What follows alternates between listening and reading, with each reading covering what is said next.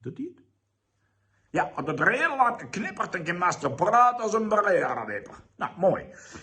Ik zal maar even vaststellen, ik ben Master Gysbert. In pop Bolzert, Master Gysbert van Bolzert. En ik moet je een geheimje vertellen. Ik zit namelijk in de jury van een gedichtenwedstrijd van bijen uit groep 7 en 8. De Lytse Gysbert Japicxpriis. En alle bijen uit groep 7 en 8 mogen dus een gedicht insturen.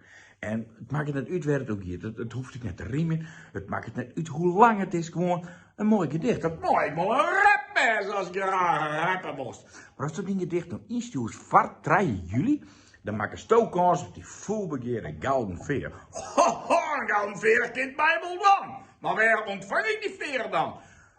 Nou, gewoon in die hand een beetje. Nee, ik bedoel zelfs op waar de uitrekening. Oh, ja, de uitrekening die is altijd in Bolzert. En dit hier is die op 4 oktober. Maar Safir is het nog net.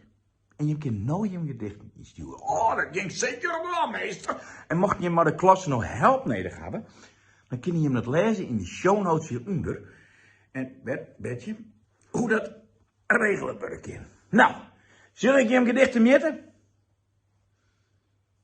Oh, Bertje moet nog wat zeggen. De tijd is weer voorbij gevlogen, Bertje in het Friesk. De tijd is weer voorbij vlogen. Maar wat komt daar aan? Kwak, kwak. Een oin.